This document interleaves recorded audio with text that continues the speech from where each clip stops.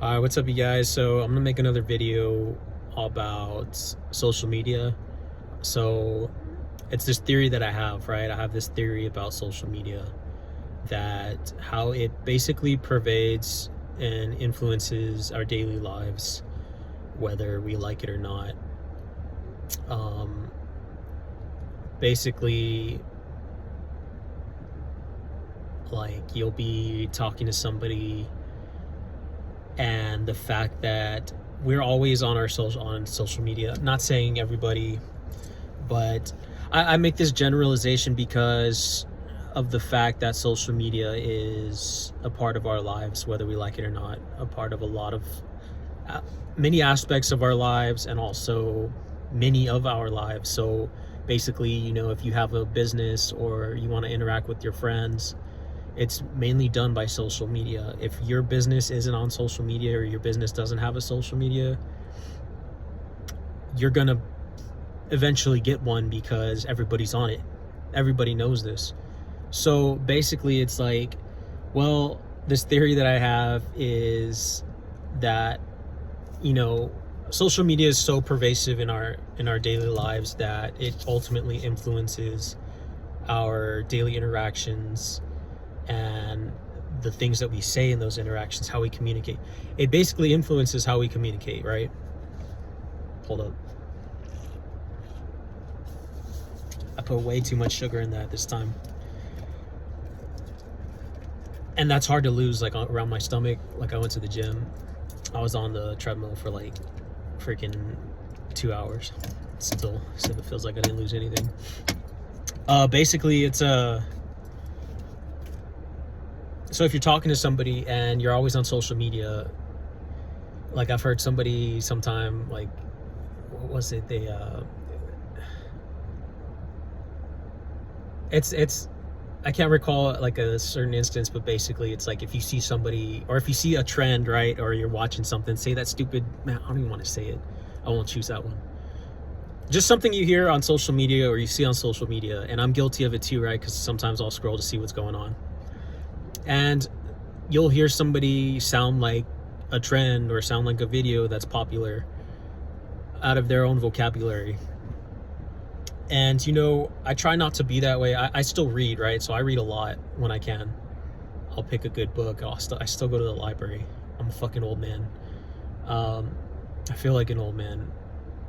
My body feels like an old man. Basically, they'll spew out a lot of these people, a lot of younger people, especially with ChatGPT coming out and all that, thinking for people. They're spewing out stuff and they sound like social media. Like, you might as well be talking to a robot. And I kind of think to myself, like, dude, what the fuck? Like, and nobody likes to read. It's all about those audio books, Audible, which is cool, better than nothing, right?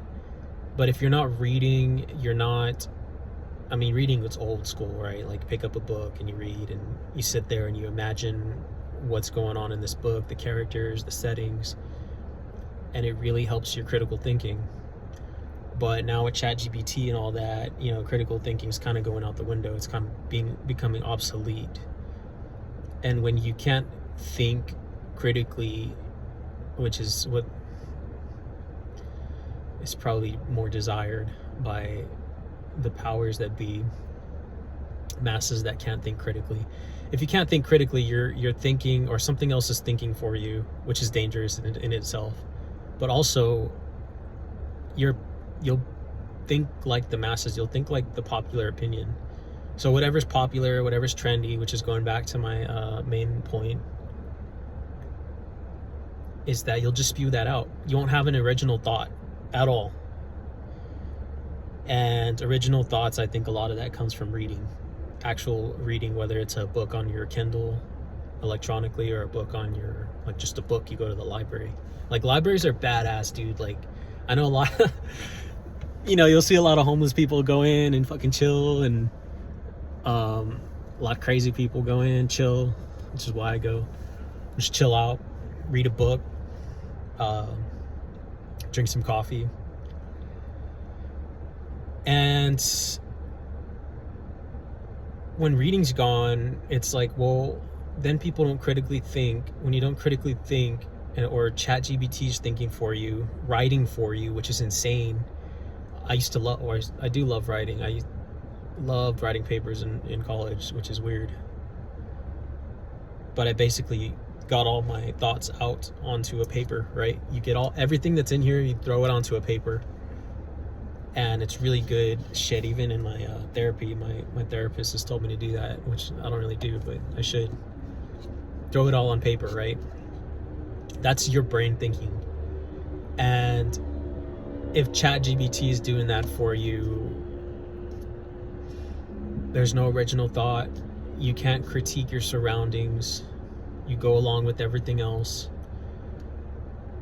It probably will get to a point to where, you know, you have this thought about, hey, this, I don't know, for instance, society's kind of fucked up and shit's kind of going awry and people are kind of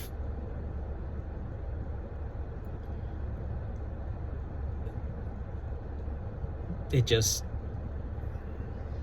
just critique something, right? You want to say something like in these videos, I'm pointing out shit that I see and I'm like, dude, that's not right, that's messed up, or this didn't used to be this way, and why is it this way? Stuff like that. Even stuff like that will probably be like, oh, well, this person's like, there's that, like a thought crime, right? It's like, oh shit, that's out of the ordinary, that person's weird, that person's thinking outside of the box, they're suspicious, they'll cause societal chaos, they'll cause an uprising. And you know, no system in place, no powerful system in place, which is what this AI shit is creating eventually, with digital ID coming in and all that. This used to be conspiracy, right? Ooh. To some people it is, which is crazy shit. It's still conspiracy. But all of that, no system that's in place wants anybody or anything to disrupt their power, their hold. So anything that seems like a threat, even if it's just a seemingly harmless thought or conviction, will be seen. Not can be, it will be seen. Call me crazy. Ooh, crazy. Ooh, he's crazy. Oh my god, he's crazy. Call me fucking crazy, dude. But that shit's gonna happen. And nobody talks about this stuff.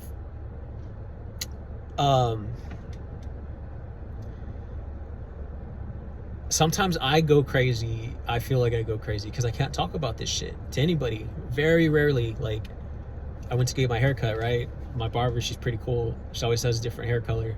She's probably crazy too. But we were talking about, if you ever look him up, Bill Cooper, right? Crazy shit, conspiracy. It's interesting. Even if you're not into conspiracies, it's just nice to have an open mind and say, maybe, you know, this could be true, maybe not. And I'm educated, dude. I have a BA in communications, bro. And it's like, I went to school to study media and communication. And so, yeah, I mean, I'm a little crazy, but it's like, I'm also educated. So, I mean, maybe there's some truth there. Anyway, so we would talk about Bill Cooper and how he's like seen UFOs coming. This was like in the fucking 70s or 80s. He was a Navy captain, whatever. He saw this stuff and supposedly he wasn't supposed to tell anybody. Really interesting rabbit hole to go down. Check it out on YouTube. Bill Cooper, William Cooper. Anyways, probably get flagged for this, but it's just interesting stuff that I forgot where I was going with this.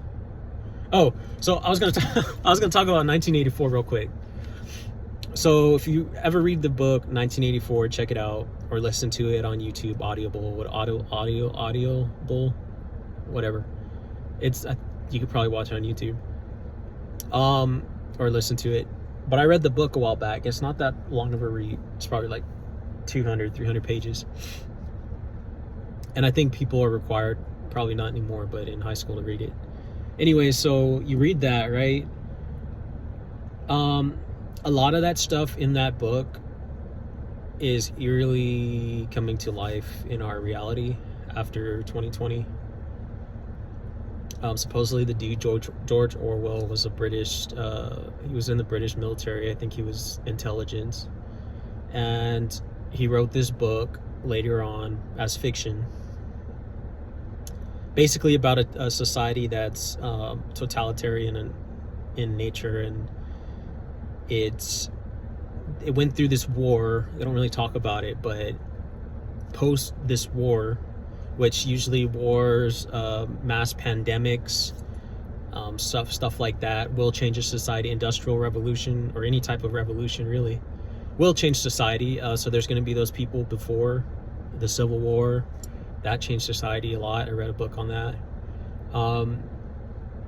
Before the Civil War, and then after the Civil War, you know, or any, like I just mentioned, any of these events that totally change society, you're gonna have people that, like myself, and I'm sure there's a lot of other people out there that still remember what it was like before all of this.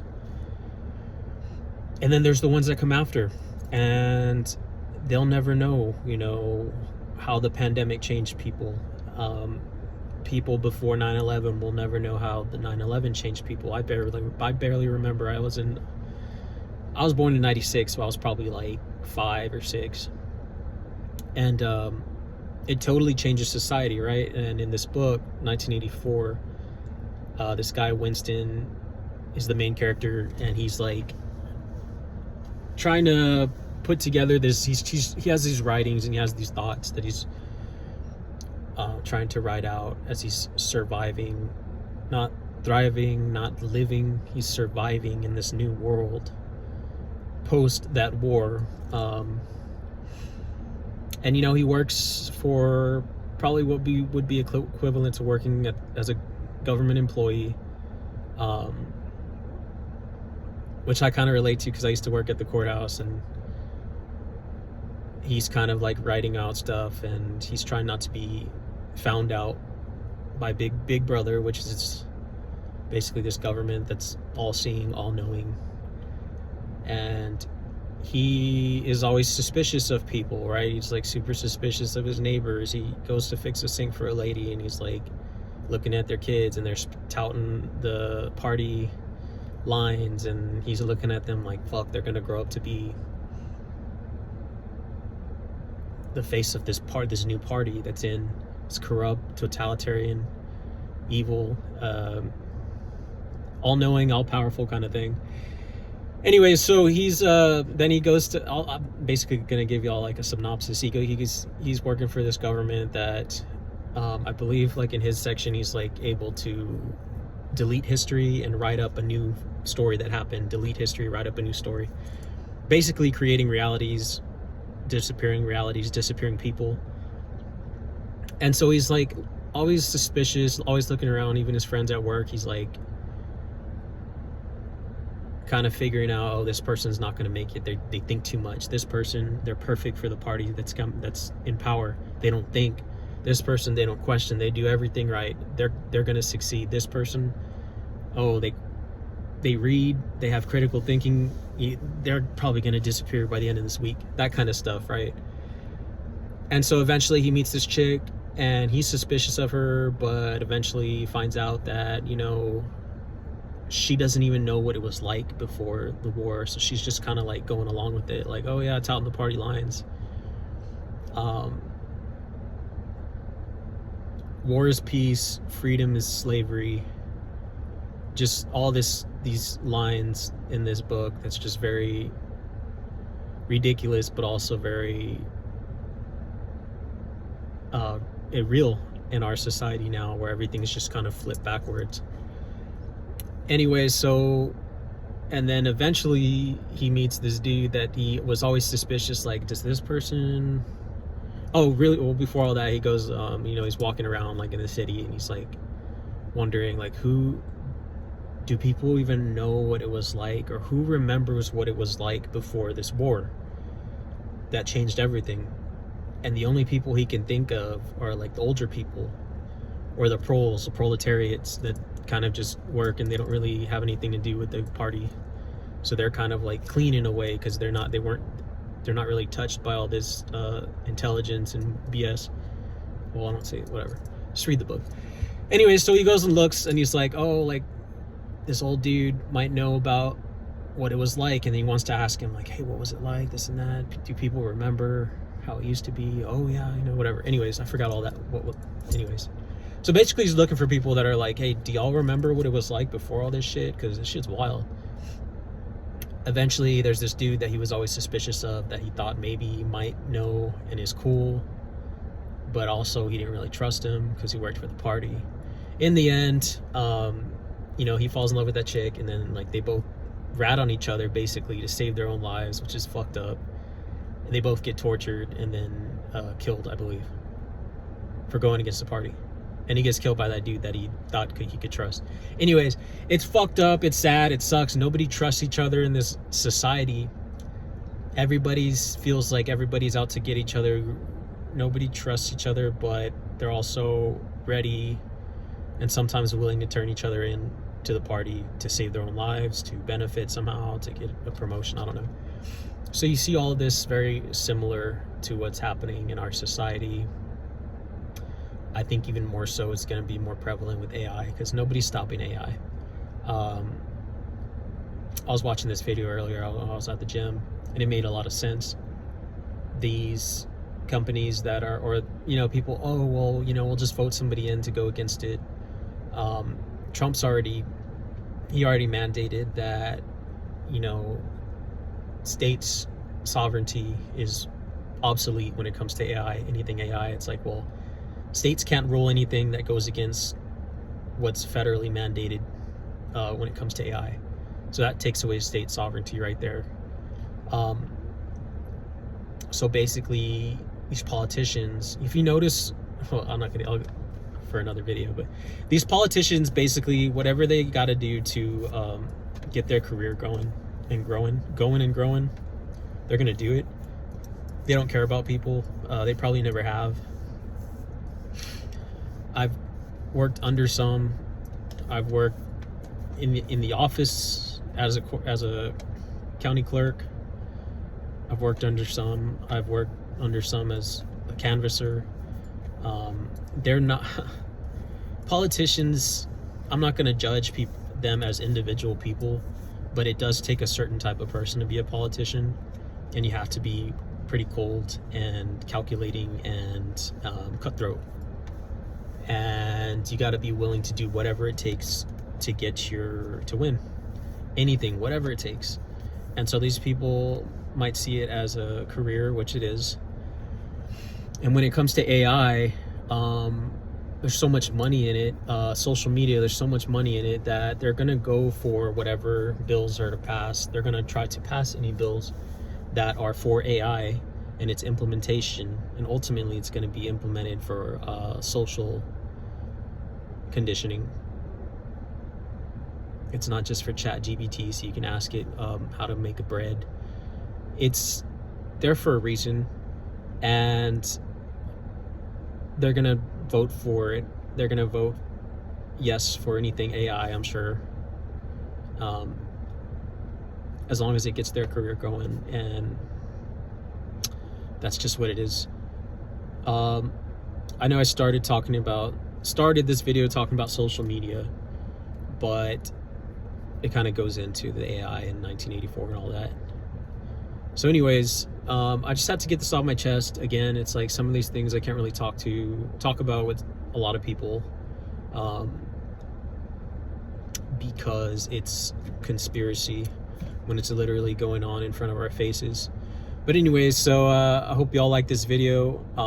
Hope y'all comment, like it, subscribe if you want to hear more kind of dark outlooks on this life. I know nobody really likes to hear about this stuff, but I'll probably start ending it with like Bible verses, because it's like I don't have anything to give you guys. I don't have any hope. Well, except for Christ and the Bible and verses, and well, that's pretty much all you need. But as far as like solutions, like you can't vote these people out. They're gonna keep coming. You can't really overthrow a system this large, this integrated into our lives, with social media being an addiction for a lot of people. But you can, pray. You can ask Christ and God to come into your life. I'm not perfect. I'm not a perfect example of a Christian. I struggle a lot with anger, depression, which is not something a Christian should have, or they shouldn't succumb to, and I succumb to it a lot. Anger, depression, shit, I deal with chronic freaking pain. Fucking sucks. But yeah, it's like I don't have anything else to give you guys except for let me see, I'll find a Bible verse real quick, check it out. But yeah, as far as like tips and stuff to go against the system, it's like this system's pretty much let's see, I'll say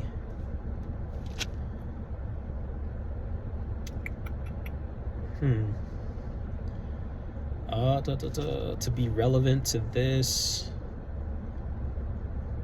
Oh, this one's perfect actually. This is Matthew 5:13. I always tear up when I start reading because it hits me hard, because it always reminds me how I should be, and I'm not like this at all in my daily life and walk, but I try to be. So this one's Matthew 5:13, disciples and the world. So Christ is talking to his disciples, and he's basically telling them like, well, if you're gonna follow me, if you want to be like me, not me, but Christ, do this and act like this, and this is what's expected of you. And it kind of plays into, Christians, how we're supposed to be like this, especially now with everything being so dark and the way things are going on, institutions failing us, hard to trust people. So he's talking to his disciples. Disciples and the world. You are the salt of the earth. This is again Matthew 5:13. You are the salt of the earth, but if the salt has become tasteless, how can it be made salty again? It is no longer good for anything except to be thrown out and trampled underfoot by men. You are the light of the world. A city set on a hill cannot be hidden. Nor does anyone light a lamp and put it under a basket, but on the lampstand. And it gives light to all who are in the house. Let your light shine before men in such a way that they may see your good works and glorify your Father who is in heaven. So yeah, Matthew 5:13, verses, damn, I lost it.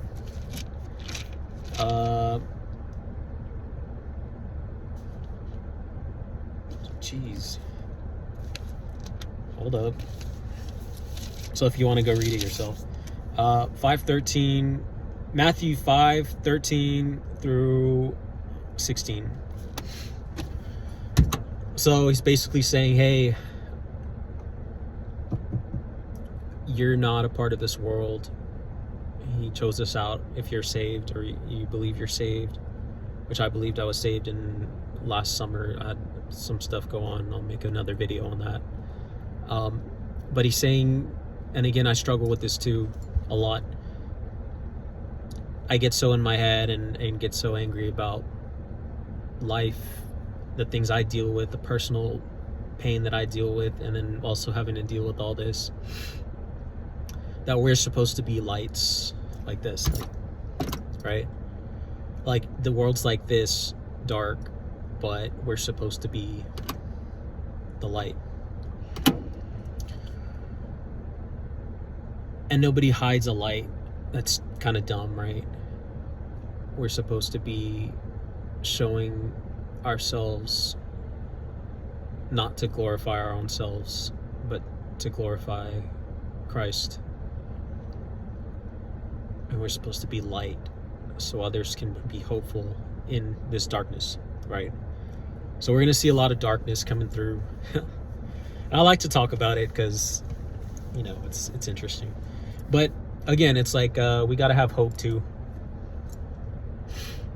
You don't just talk about something sad and then just leave people like that. There's hope, and our hope is in Christ. So I hope you guys like that verse. Pretty good. I'll start ending my videos with verses, so there's hope, right? because these kind of topics are pretty dark. Anyways, so I hope you guys enjoyed the video, and please like and comment and subscribe, and I'll make more soon. Thanks.